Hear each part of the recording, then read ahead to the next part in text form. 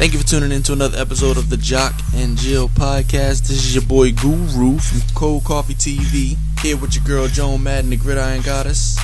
How you feeling this morning, Joan? Hey, good morning. Gosh, it was a long night. I actually went down there to that Panthers game to witness them lose 3 in a row, and about to go to work. Got some clients coming. My goodness, what was I thinking? But yes, it's been a rough morning, but at the same time, talking about football, witnessing football, it'll be a brighter and better day, even though the team I was rooting for last night didn't win. But my Steelers are 4-1, so not so bad, but nonetheless, talking about football. So it's another day above ground, and it's still a good morning just the same. That's great. Yeah, it wasn't no surprises for me. I mean, I kind of predicted that Tampa would knock off Carolina, and I expected, that to happen. And I'm sure, Tampa Bay showed up to Carolina, Monday afternoon and found out that Cam was out. And they was just like, Cam? No, Cam. Oh, you wrong for that. And I'm sitting down there at the game being like, Cam. Like good times. But, gosh, it was bad times last night. But I don't know if it has so much to do with, of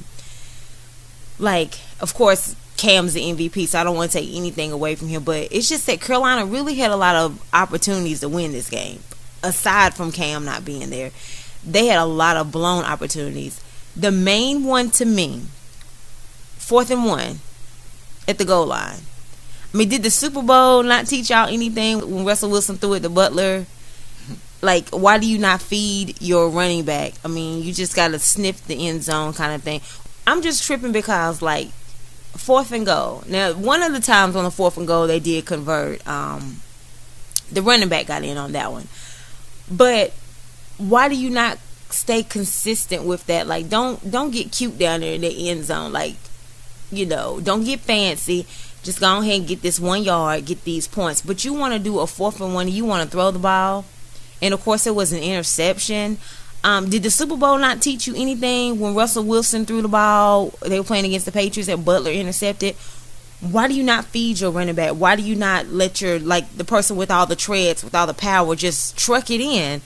I mean, just lower your head, lower your shoulders, and that's all it takes. You don't have to do anything fancy or cute. I know people don't really like the term basic, but you keep a situation like that basic, and your reward is a touchdown. Don't do anything cute or fancy. See, that to me, that had nothing to do with Cam playing. What I mean is, yes, Cam could have got the 1 yard, but what I mean, though, is you just saw the running back do it the play before Cam wasn't playing. So why couldn't they have done it again? But even more predictable. But still, why is he throwing? Like, even if it was a quarterback sneak, anything except for just throwing it, I just felt like the chances were less favorable when you throw it in the air than when you run it in. I mean, because your O-line could push. Just the chances are a lot more in your favor if you just run the ball when you're that close. All you got to do is just sniff it in at that point in time. Again, going back to that Super Bowl, let's take that as a lesson learned. I know if I'm an offensive coordinator, we're running. Don't expect nothing dramatic. We ain't doing unless I got Plexico Burress or something, or Larry Fitzgerald, I might do a fade then. But we all know that Kelvin Benjamin has had his struggles during the season, so he's not really like the most reliable guy to do something like that. And plus, you're at the backup quarterback position. Don't be trying to be the hero. Don't be trying to audition for a starting job next year. Just keep it basic and simple and take the points. Right about that, and they should have done that. I will say that was a residual effect of Cam Newton not being on the field. Them being 4th and 1 on the goal line. We all know that. What would have happened if Cam Newton was on the field? It would have been a quarterback sneak.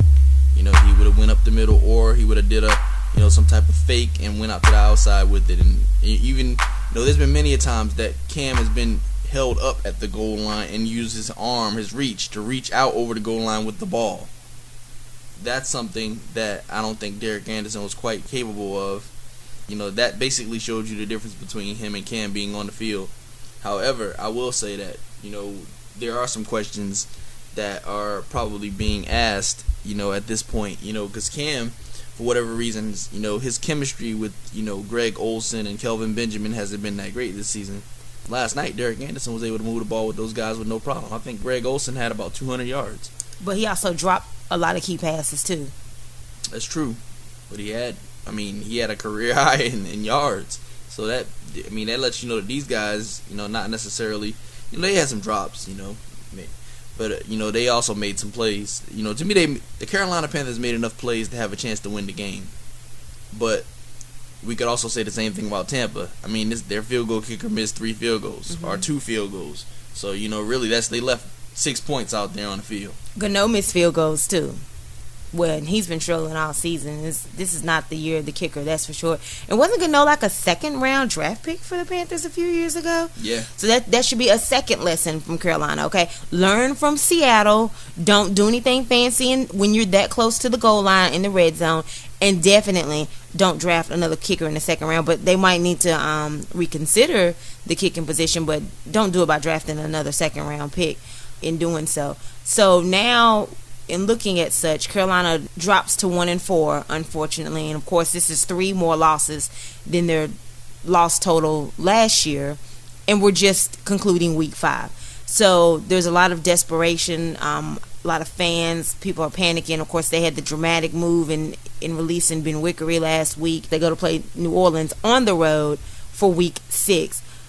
But, Guru, what do you think is the necessary moves for Carolina now? Do they fire like a Sean McDermott? Do they fire like a Mike Shula? Do we hear the talks again of Ron Rivera on the hot seat like the year that they finished 7-8-1 and went on to win the division? But what's the next moves for Carolina? I know a lot of people are very disappointed in Mr. Gettleman as well. So what are the next moves for the organization that is the Carolina Panthers? I would say the next moves are hopefully, to work on getting Cam through the concussion protocol and getting him back on the field. I wouldn't make such a brash decision in firing the offensive coordinator or even, cutting any of the players at this point. You just cut Ben Wickery and, notice that he didn't hit the waiver wire very long because the Dolphins hurried up and grabbed him. He was on waivers, by the way. The waiver process is not even like the same thing as the cut process. When players are put on waivers, teams claim them. That lets you know that he was a hot item. Ben Wickery being picked up right away, that basically suggests that, another team sees use for him. Mm-hmm. The Carolina Panthers definitely have plenty of talent, based on the roster, that they still have. They still have plenty of the players from last season's team. As a head coach, Ron Rivera's got to dig in and find out, what's wrong with his team. Why isn't this team, forcing turnovers? Why isn't this team playing with the same bravado and the same compassion and the same confidence that they had last season? What's wrong with Cam Newton? That's what he's got to dig in and find out. They gotta have some heart-to-heart moment, get to study in some film, figure out what's really wrong with this team, because looking at it from afar, you can see that the talent of this team is still there.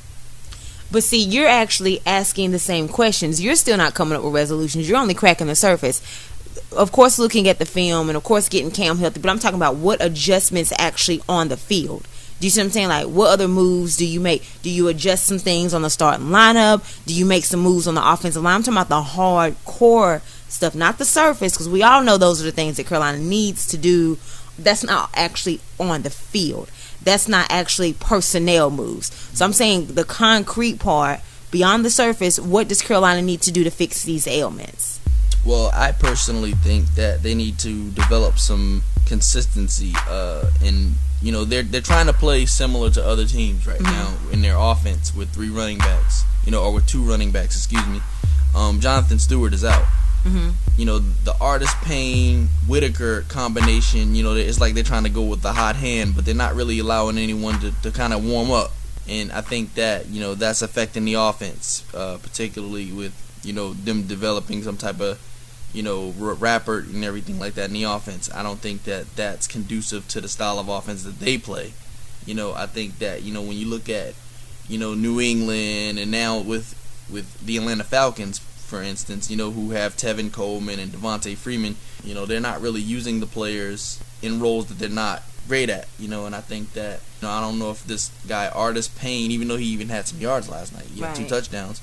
We don't know much about how good he is, but what we do know, Whitaker looks to be a scat back, and more of like a Darren Sproles type position. Right. He looks to be a scat back, and they still want to just use him as a traditional running back, like any other running back. You can't really use him that way.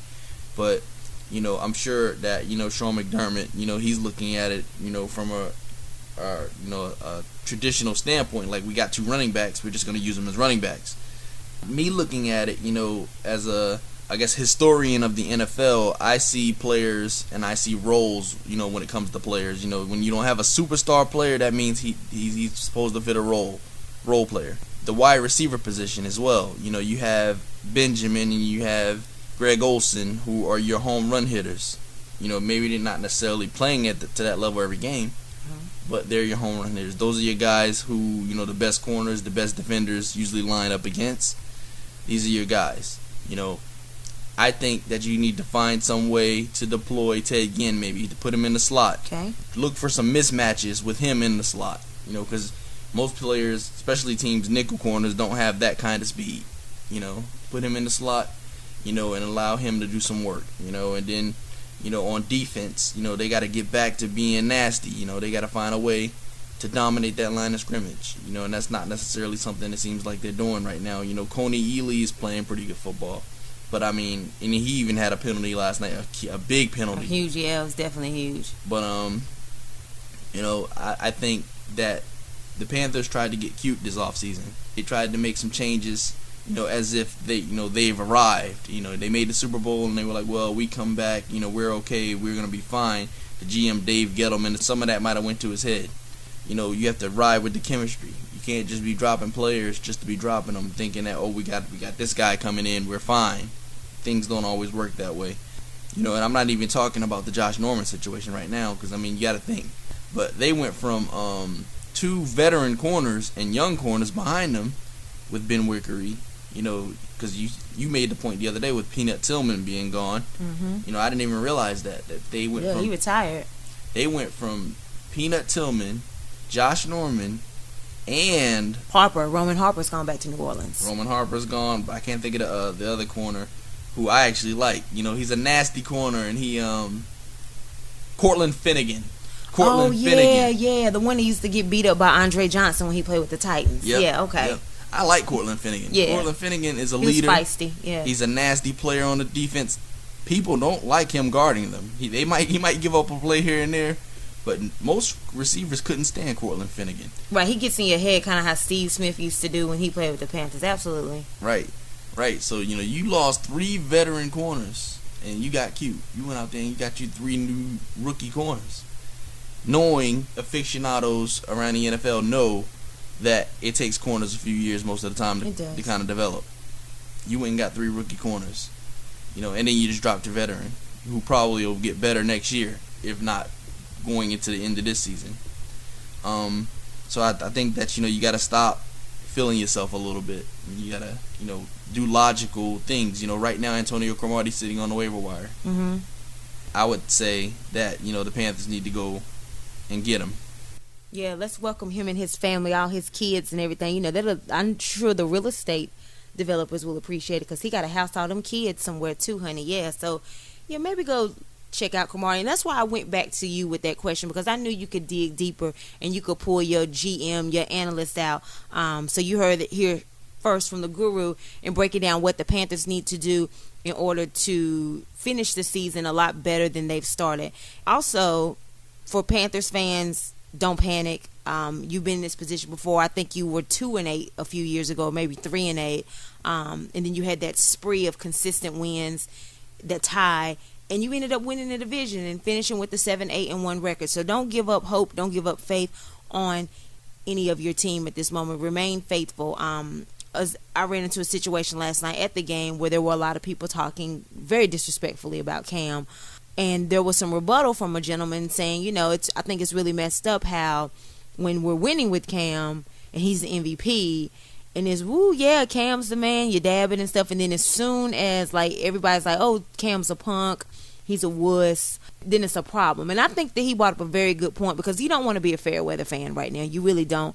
You want to rally behind your team. You want to be lobbyists behind your team. You don't want to give up. Because, again, Carolina, you're a team who's only going into its 21st year in franchise history. You have been to 2 Super Bowls. There's teams who are way older than you, who have not only not been to a Super Bowl, but they haven't even played in an NFC or an AFC championship. You know, Jacksonville got to the league at the same time as you did, and they haven't played in the Super Bowl, and here you are playing in two. And so I don't know. I just don't want you guys to lose sight and take it for granted. And this is coming from a person. I'm just from Carolina, okay? I was a Carolina fan by default because it's the home team. I was a Steelers fan way before Carolina got a team, all right? So this is me actually pouring out my heart and being a realist here. I don't have tunnel vision on this. I'm looking at the broad spectrum, the real huge perspective here. Do not panic. I saw a lot of that last night at that game, a lot of cussing. There was even some civil wars. A couple of fans were in the midst of fighting. And what's crazy is all of them had on Panthers jerseys. This wasn't Bucs fans and Panthers fans fight. These were Panthers fans, a civil war. I don't know if maybe one was from North Carolina, one was from South Carolina. Maybe that made the difference. I don't know. But yeah, they were really like about to be fisticuffs talking about Cam Newton, and the concussions are nothing to play with. I mean, I know back in the day, the days of like Deacon Slap Jones and Ronnie Lott and things like that, where it was hard hitting, a lot of helmet to helmet. It was nothing to see a player just torpedoed to the ground and just somersaulted off his feet. I get that. I know that we all kind of missed that era of football, but with this these concussions, and you saw the Will Smith movie, like the fact that a Will Smith movie was brought about to handle this with CTE and stuff, this is real. I don't know if you guys have looked at any of those 30 for 30 specials. Look at what Jim McMahon went through, former starting quarterback of the Super Bowl winning Chicago Bears, that 85 Bears season. Just go witness what he's gone through. We could look at Earl Campbell. I mean, with the injuries, the substantial injuries, and what the NFL is trying to do is prevent those things long term. Granted, it is a little bit greedy of them to be like, they're trying to protect them. They don't want any lawsuits. I understand that with the NFLPA, the NFL Players Association, so being very proactive in trying to eliminate some of this as well. But at the end of the day, this is still people's livelihoods beyond NFL that we're talking about here. So Cam should not have played last night. That was the right move to make, and it's a possibility he may not be playing on Sunday. But what you fans cannot do is jump ship right now. You were with them when they went 15-1 last year. You was at Krispy Kreme and Papa John's and all that, holding them down. Then you was dabbing in. Look at my dab, and what was some of the other stuff that they was doing? Superman and opening up your chest. You got to stick behind your team. Don't do this. And again, this is coming from an outsider here. Remain loyal to your team. And one of the things I honestly think that the Panthers need to do, agreeing with everything you said, I do think that they need to I don't think that they should have got rid of Ben Wickery. I don't. But I do think that definitely Ron Rivera should stay. But maybe they do need to mix up some of the play calling. Maybe there should have been like a firing of a defensive coordinator or offensive coordinator. I mean, shoot, Buffalo did it. After that Thursday night, after putting up 31 points against the Jets, they fired their offensive coordinator, and they've won 3 straight. And I'm not saying that Carolina would have a carbon copy of doing so, but you're 1-4 right now. You got to shake some things up. I'm not saying that's necessarily a panic move or desperation move, but the cards are there. Like, there has to be some changes here. And speaking of firing an offensive coordinator, Baltimore Ravens did the same thing this past Sunday after a 10-point outing. Not 10 points and a quarter, 10 points and a half. No, the Baltimore Ravens, a heavy favorite to win the AFC North, lost their second straight game. And in the DMV Bowl, they put up 10 points, and Josh Norman had actually got hurt in that game. So, yeah, 10 points by Baltimore. Again, 2 losses in a row, and it has resulted to the firing of Mark Trestman, now the former offensive coordinator of the Baltimore Ravens. What are your thoughts on that, Guru? Well, I definitely think that this move may have been a brash move as well, but coming off a game against the Washington Redskins where the offense definitely underwhelmed, you got the great speed of Mike Wallace, you've got Steve Smith, you've got all this talent, Brashad Perriman, all this talent. You got the tight ends, Dennis Pitta, and then, you have the quarterback with the strong arm, Joe Flacco. This offense is underwhelming at this point. Mm-hmm. Terrence West has been going for 100 yards the last 2 games. So, you got a running game. So what's the problem? Why do you have 10 points on the board against the Redskins, a team who's been giving up points, mm-hmm. To everybody else? Bring back Ray Rice. Right. Right. So we're looking at this offense, and you're looking at the talent and personnel, and you're wondering why they were only able to manufacture 10 points against a Redskins defense who's missing Ryan Kerrigan. That, to me, is unacceptable. They don't really necessarily have the playmakers. Like I said, Josh Norman went out of the game. Bashard Breeland is a good corner, but, he gives up plays as well. So, when you look at this team, you look at that game, that was a game they weren't supposed to lose. They were supposed to win that game. So I would say that, he was a disappointment. 10 points, and considering the defense only allowed 16, right. The defense did their job. You can't really say that Terrell Suggs and those guys didn't do their job. They only allowed 16. Right. They allowed 16 to a team who has Jordan Reed, Deshaun Jackson, Garcon on the other side of the field. And the rookie, the rookie that they went and got too. Josh Doxson, yeah. Looking at it from afar, I would definitely say that the offense underwhelmed. They were probably more at fault for this loss this week. Well, as a Steelers first, last, and always fan, I appreciate it. More so the losses, of course. I never want anybody to get fired. Definitely, let me give that out as my disclaimer. But there does come a time where you have to make those dramatic moves. As much as it was probably a necessity, it was probably necessary for them to do so. I do hope as a Steelers fan that this doesn't translate to more wins for Baltimore. I'm a little bit nervous. I'm going to keep it real. I'm a little bit nervous. But at the same time, hopefully your offense does good and your defense tanks, and then you fire your defense coordinator, and hey, all hail to the Steelers. But no, nonetheless, I think it was time for them to make some moves because, like you said, it doesn't make any sense for Baltimore to have that arsenal of offensive weapons. Joe Flacco has a cannon arm. This is a Super Bowl winning quarterback. This is a Super Bowl MVP. Just removed. This was February 2013 that they were playing that Super Bowl, so we're almost 4 years of them being removed from the Super Bowl. That's not too long of a time. And Joe Flacco really has, I wouldn't even say necessarily he's declined per se. Usually he got that contract, and a lot of times when people get those contracts, then it does change. So that might have a little bit something to do with it. But I do think that that honestly, and this is a curveball here, I think just Baltimore hasn't been all the way right since Jim Caldwell left. I think they put and congratulations to him. Of course, he moved on to be the head coach of the Lions, so there's the progression there.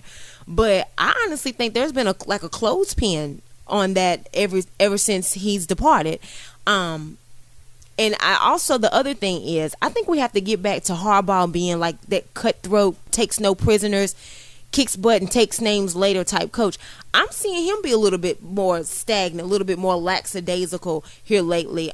His mojo has changed. I think he has to get back to that as well. So the issues with Baltimore, of course, it is obvious. It sticks out like a sore thumb on their offense.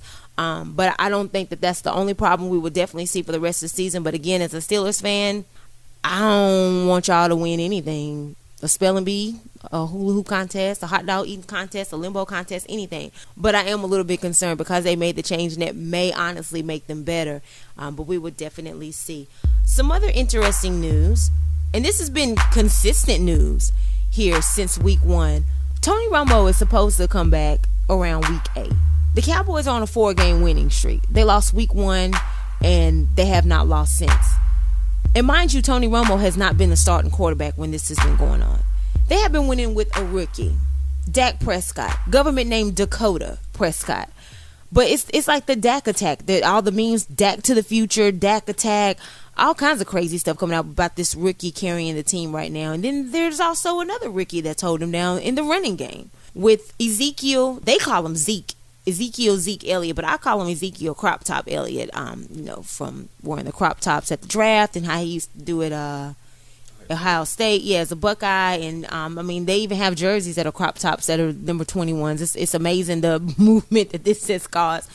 But yeah, Dallas is really looking very good, very consistent. Not to mention Dak just won a game the other day without Dez Bryant too. So he's adding to that resume, and it was against a pretty stout Cincinnati team, and they put up 28 points against them. The questions are starting to loom because Jerry Jones keeps on reiterating and saying over and over again that when Tony Romo, he's clear and healthy to start again, that the job is still his, which is a hard pill for me to swallow. And again, this is someone who is not a Dallas Cowboys fan. I really feel like your success is relying upon keep Dak Prescott in. Anthony Griffin, I'm going to shout you out. I had him come on my status and talk about Dallas's 4-12 campaign last year, and they were 1-12 with the backups. Well, one of those backups was not Dak Prescott, okay? Dak Prescott wasn't there. So I say you keep riding this wave that is Dak, see what he does. And also, he talked about Tony Romo having a 15-4 record in the last 19 starts. Well, what that playoff record looking like? What the playoffs record looking like? Okay? Because the Cowboys have won 2 playoff games since 1996. You don't horse no Lombardis from having a 15-4 record and 19 stars from the regular season. You don't get Lombardis for what you do in the regular season. And so I totally disagree. And Anthony Griffin is a Cowboys fan. I totally disagree. Again, this is someone who's not a Cowboys fan. Your success is riding right now in Dak Prescott. Let that man keep winning you games until he proves otherwise. Then maybe bring up Tony Romo. But in the meantime, in between time, I know quarterbacks can lose their jobs from not playing effectively. You can also lose your job to injury. Michael Vick, it happened to Mike Vick with Nick Foles. It happened with Kurt Warner. Exactly. Shoot, in the Cowboys organization, Tony Romo got his starting job because Drew Bledsoe was hurt. And look at the legacy that is Tom Brady. How do you think that legacy started? Drew Bledsoe got hurt in New England, and the rest is history. So you can definitely lose your job to injury. And I tell you what, the Patriots didn't get any of those 4 Super Bowl rings with Drew Bledsoe as their quarterback. Cowboys didn't either. So I'm saying, like, it's time to pass the torch. Honestly, until that young man messes up or gives you reason to think otherwise. And Tony Romo, see ya. Thanks for coming out. God bless you. Good night. I think that the run that is Tony Romo has come to a conclusion, and I hate that it ended it like this, because it is time for the rookie to come in, and he lost his job to injury. But look, I really think that, again, this guy could be the leader, starting a new era of the Dallas Cowboys. If you're trying to return back to the year, like the era of the triplets, when you had those back-to-back titles, the Emmitt Smith days, Jimmy Johnson, it's time for Jerry Jones not to be the head coach, the GM, the head cheerleading coach, how the parking lot happens, the concession stands. He can't run everything. And it's time for Jason Garrett to stop being a puppet and being like, look, I'm rolling with Dak. If it comes down to his job, I'm going to tell you what, you're going to keep your job because Dak's going to be the reason why you keep winning games. So your job's going to be safe. You're just going to have to just kind of tell Jerry Jones, like, look, I got this here. I'm the coach of this team. I don't mean this in a bad way, but, like, rest in peace to the late, great Al Davis. But it seems like the luck changed when Al Davis was not so involved with the Raiders. Like, they got better when they didn't have Al Davis running everything. When they let the coach be the coach and they let the quarterbacks be the quarterbacks, things got a lot better for Oakland, as we're seeing now that they're in the lead of the AFC West, and they've actually been turning the corner the past few years. So I just really think Jerry Jones, you need to pump your brakes, pause, let Tony Romo, maybe he could be trade bait, send him off to early retirement. But until Dak proves you otherwise, there should not be a quarterback controversy. It should be Dak and Dak only, and Tony Romo just continue to just give the guy great tutelage and ride on off to the sunset without his Super Bowl rings. Absolutely. I definitely agree. I think that Dak has earned to start the rest of the season. Absolutely. At this point. I mean, I've heard pundits, and people on ESPN, other networks say that if Dak wins against Green Bay, he should keep the job. Well, to me, he's already earned it. Right. I think that, Green Bay, that's a giant feat to go out, to Lambeau Field and beat Green Bay. Mm-hmm. That's not something that any quarterback can just go do.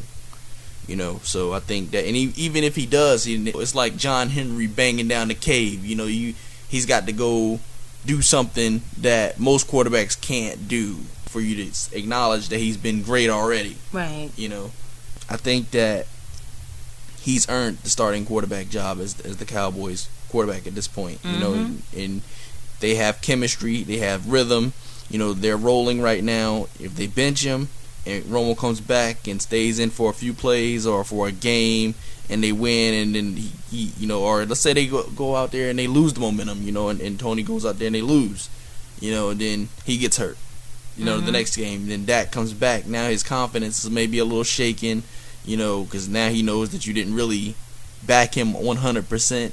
These little things like that, you're messing with, chemistry and things that you don't need to really mess with. So to me, like you said, Jerry Jones is acting like an amateur at this point. Right, exactly. And let's just say, hypothetically speaking, even if Dallas does lose in Green Bay, what if Dak plays lights out and it's the defense is the reason why they lose? Until that man proves otherwise, if he's doing the things necessary to put your team in a position to win, then you got to ride with him. Because here's the thing, Dak has won a game without Dez Bryant. Tony Romo has lost games with Dez Bryant and with that offensive line being as it is. And again, these have been games that have determined if they win the division. I'm talking about some of these Week 17 wins, some of these Week 17 games. I don't know if you all recall. I don't remember the exact years, but it's been within like a past 5 to 6 year window. And I don't exactly remember the order. But for 3 consecutive years in Week 17, You know how they always have divisional games now. Everybody plays a divisional match at week 17. But for 3 consecutive years, and again, this is within a 5 to 6 year window, Dallas has had the opportunity to go to the playoffs each week 17 for 3 consecutive years. And guess what happened in 3 consecutive years? The Eagles beat them one year and went to the playoffs by winning the division. The Redskins won the division by beating them in that week 17 game. And the Giants did it as well. So Dallas had been in position, again, to... This is without Dak Prescott, might I add you. Tony Romo was the quarterback, okay? For those skeptics, those ride-or-die Cowboys fans who believe so much in Romo and are a little bit in denial. And I understand, I get it, because he's been your guy all these years, and 15-4 the last 19 starts, whatever the case may be. I get that. Again, I'm looking at the bigger picture. I don't care what Tony Romo has done in September through November. Right. I'm talking about December and playoffs, because you do not hoist Lombardi trophies off of what you did in the regular season. You get like a set of coasters. Congratulations to you. You get like a piece of paper that you can put a magnet on and hang on the refrigerator, like job well done. But final exams to like pass the grade, to go to the next grade, right. This is not your dude, honey. And it's time to get out of denial and realize that Tony Romo is not the guy for you. When it comes to December and playoffs, Tony Romo transforms to phony Romo. Right. He's just not your guy. Let's let Dak prove otherwise. And I understand he's a rookie, so there's maybe a little bit of apprehension there. But why you think we have rookies of the year? Right. You know what I'm saying? So let him just keep proving otherwise, and just let the guy keep winning. You're having success with him. Do not break up that chemistry, because that's another thing. If you're rattling off these wins and you're saying that Tony Romo's gonna come back because he's healthy, what if you've won 8 straight by then? You've got to be kidding me. You're gonna break up the chemistry and the momentum of that. You don't stop that. You do not alter that by no means. You do not do that. I don't care if the guy is healthy. I don't care if he got a brand new vertebrae, any of that stuff. You just don't do it. But I'll tell you what, though, I have learned a lesson in life that I am going to take with me for the rest of my days. And I'm going to say to any and all people, fans, listeners, friends, family, anybody, I want people around me and in my circle to be as loyal to me as Jerry Jones is to Tony Romo. That's what you call loyalty, honey. I mean, if you put the word loyalty up on Google, there should be an image of Jerry Jones hugging Tony Romo or something, shaking Tony Romo's hand, pop up in the images automatically, or some video or anything like that when you put the word loyalty in Google. I'm telling you, this guy is extremely loyal to him. I don't know what Tony Romo has done to earn this man loyalty like it is, but I'm telling you, that's the type of loyalty I want in my circle. Real talk. And I'm taking that as a life lesson. So I thank you for that, Jerry Jones, for that life lesson. That's definitely for sure. But yeah, you got to let him go as far as being your starter for the rest of the season until Dak proves you otherwise. I think that the puppet master, has proven himself to be, a detriment to his own team, right. by making decisions such as that. And they won't be popping no champagne bottles no time soon if he keeps making decisions like that. Right. Very irrational, rather. I won't call them rash. They're very irrational and questionable decisions. Lots of head scratchers there. But congratulations to Dak so far on his success. Guy's really been doing an outstanding job as a rookie. Nothing like astronomical numbers off the board, but doing the things necessary to get the team to win. A lot of stuff you won't see in the stat column. Like, for example, not taking a sack, just throwing the ball away. That's stuff that won't show up. And you'll see the touchdowns, you'll see the interceptions and things like that. And then look how late it was before he got his first interception. He had over 100 passes. Do you know how many quarterbacks salivate over something like that as a veteran? And nonetheless, this guy's doing it as a rookie. Do you know how many offensive coordinators salivate over that? So the guy's off to an impressive start. And again, like I said, he's doing a lot of that grunt work, a lot of that stuff in the trenches that you don't see on the stat columns, the throwing away the ball instead of taking a sack, where Tony Romo probably would have thrown off of his back foot and created a turnover. This guy's not doing that. He's playing very smart and consistent football. And I'm very happy for his start. Again, hate the Cowboys, absolutely despise the Cowboys. But I have to give credit to Dak. I'm not blinded by that. I'm not oblivious to acknowledging a guy's success. So for the Cowboys fans who think otherwise, that's a lie. The devil is a lie. I just don't like y'all because of the fact that y'all think that y'all still America's team, but you've had 2 playoff wins since '96, and I don't understand how that adds up. Yeah, about that. Yeah, that part. That just makes no sense to me. But nonetheless, we'll keep our eyes on Dak for the rest of the season and the Romo situation as it evolves, and all of the other 31 teams. Now, for a team who's not having as much success at the quarterback position, unfortunately, that is the Miami Dolphins with a 1-4 record. We're speaking of Ryan Tannehill, which I know a lot of fans are probably looking at this as Ryan Tannehill. Like, this is just as hell on earth right here. The guy got Adam Gase as his head coach now, and that's something I've been advocating. Like, I've really been expecting better and bigger production from Tannehill throughout the season, because I've seen what Adam Gase has done with a lazier quarterback in Jay Cutler. But nonetheless, here we are, 5 weeks after the season. The Dolphins have started 1-4. But, Tannehill has shown a couple of times where they could have won games, not necessarily like the New England game. Of course, that was without Tom Brady. They had a chance there. They went up to Seattle. They had a chance there. But when they played Tennessee this past week, the multiple interceptions, they were dismantled by Tennessee. It looked really bad. That was a home game for them. I'm lost on the Dolphins situation here. Of course, where I do kind of give a little bit of a charitable, a little bit of a pity party for Tannehill is, he doesn't have the elite tight ends, the wide receivers, the running game. I mean, he got an Arian Foster who had 100,000 miles on him, but he got like a really, really used vehicle here. So I felt like he got a short end of the stick there. They should have kept the running backs as they were. Lamar Miller should have stayed in Miami for this, and Arian Foster should have stayed in Houston for this, because neither one of them are panning out. But I don't know. What can Miami do? What should Miami do? Obviously, it's looking like Ryan Tannehill is not the future. But is there anything they can do or he can do to salvage this season and his career? I don't think that there's anything that he can do. And I mean, I understand your stance, in terms of, him not having the big-time playmakers. But my question, was, and has always been about Ryan Tannehill. To me, when you look at elite quarterbacks, they don't necessarily need, big names. They produce with guys who catch the ball. So, when you look at Donovan McNabb, you look at Teddy Bridgewater, and now Sam Bradford in the same team, You look at Tom Brady. Tom Brady had one season with Randy Moss, 2 seasons, was it 1 season and a half with Randy Moss? Mm-hmm. I mean, Peyton Manning even, because to me, there are people who are arguing that Reggie Wayne was an average receiver, even though he had, those great numbers all those years with Peyton. He still was not a 4.3 guy, didn't have the pop speed, didn't have the great vertical, didn't have Calvin Johnson size. There's a lot of things when you consider or you think about Ryan Tannehill that is not necessarily up to par, I would say. Because Ryan Tannehill did have Richard Matthews, Devontae Parker, and Landry. These are guys that, I would be willing to bet that if you move them to Green Bay, they'll be putting up some numbers. Like some of these guys, these were 4.3 guys. Yeah. These 3 receivers, or maybe 2 of them at least, you move them to another team, and all of a sudden these guys are making flash plays all over the place. I'm not quite sure that Tannehill does not have the options, because these receivers, they coming out of college, they were splash play type of players. Right, but they're college players. I'm saying he's not gotten like a Calvin Johnson who was already established, a Megatron who had already been established. He didn't get he hasn't had like a Jason Witten type tight end.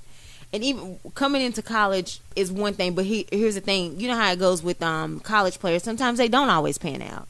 They might be successful in college. I mean, look at Tim Tebow. But it doesn't always work with college players. But I just would have liked to have seen him kind of like have an established, like a Brandon Marshall type, and see maybe if that would have been a difference before I could just honestly give him a flat out verdict of the guy's just the worst. It is still a lot of season to go. Ryan Tannehill definitely has to make some major adjustments and do it quick, fast, in a hurry. I'm talking about stat pronto or ahorita for my Spanish speaking people, immediately for my Bernie Mac language speaking people. But yeah, I think it probably was like a bogus, one of those, breaking news. So I think it was bogus, but I saw like the end of last week where there was some trade talks of Jay Cutler going to Miami.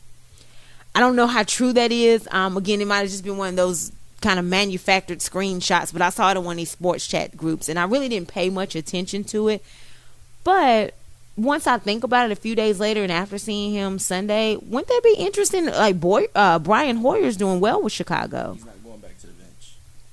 Who, Brian Hoyer? I mean, right now, it appears that, he's going to be sticking in the starting position. Have they said that? I mean, of course his stats indicate as such, but have they made an official declaration? Because if they have, the reason why I'm not disagreeing with you, but I'm saying if they've made that an official declaration, then that Jay Cutler trade to Miami might get some legs. Well, I did read an article saying that, John Fox said he's gonna looks like he's gonna be sticking with what's working. So, he didn't say the names, but he said sticking with what's working. So there's only so many different, layers that can be peeled back on that. He's talking about either Jordan Howard or he's talking about the quarterback position. I would say both. That's interesting. So maybe Jerry Jones should be taking a page out of the John Fox book and stick with what's working. Yeah, interesting. But if that is the case, it could be. It's a lot of implication that he might be talking about the quarterback and the running back, but both are working. Could be both, one or the other or both. So if they do work out a trade, of course, pending Jay Cutler's health, and he would have to pass the physical and all of those red tape things.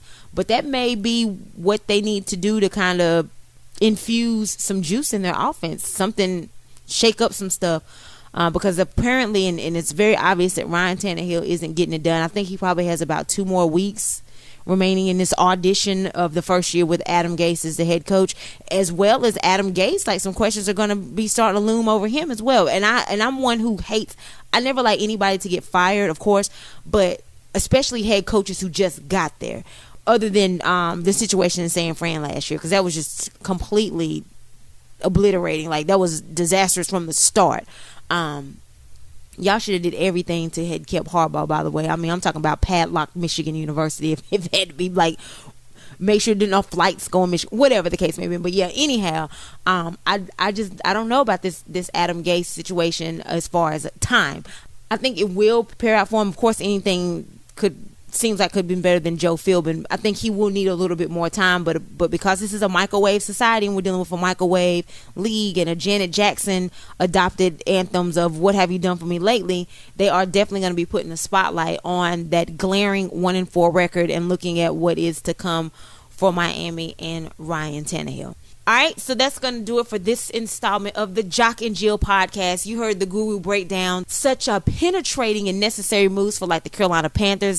Gave you a really, really good breakdown on what they should do in order to kind of secure a future of them. Hey, maybe they could finish 12-4 after losing so many games. But definitely we all know, we see that the 15-1 success that they had, that's 3 weeks old now. Like, there's no way that they're replicating that success, but it is still a long season to go. Adjustments and improvements are necessary. And again, the Guru broke down the things that the Panthers can do to regain some of the success that they had last year.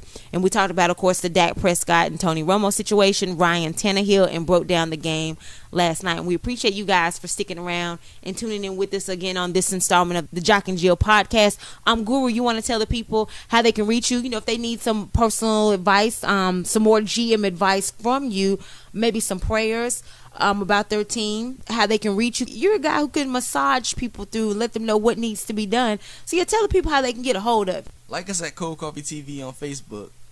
Follow us at Cold Coffee TV on Twitter. Subscribe to us at Cold Coffee TV on YouTube. No doubt. And it's for your girl, Latasha Miles, a.k.a. Joan Madden, the Gridiron Goddess. I'm located on Facebook at Latasha Joan Madden Miles. Again, Latasha Joan Madden Miles on Facebook. On Twitter and IG at she_SPN. Again, at she_SPN on Twitter and IG. And on YouTube, there's a channel, She SP in the Network. Again, that's She SP in the Network on YouTube. You can see all my previous interviews, some of the Hall of Fame members that I've worked with, some of the interviews that I've had on Fox 8, Fox 46, Fox 50, and Good Day Charlotte as well, and the Fantasy Fulfilled episodes to break down your fantasy options on a weekly basis. All of that is produced by the Guru here, my counterpart with the Jock and Jill podcast, and the guy's a genius with that as well. And also I have a book out entitled When Football Season Turns You Into His Side Chick, the ultimate survival guide for relationships and households during football season. And it is available on createspace.com and on Amazon as well. And also I have a very big and exciting interview coming up on Good Day Washington. It's kind of like Good Morning America, but it is the DC version. That'll be on Monday the 17th, live interview. And as we get closer to that, I'll continue to keep you guys abreast of that. And thank you so much to everyone for the support of the book. It is a movement that I'm trying to start here, of course, with the WTF2 Women Talk Football too as well. It is definitely a movement. I hope you all continue to embrace it, and thanks again so much for your support thus far. All right, we'll catch you again next time. Thanks again so much for tuning in, especially to our SoundCloud listeners. We're gaining momentum with that. Thank you as well. We humbly appreciate it, and we'll catch you the next time, and we're out.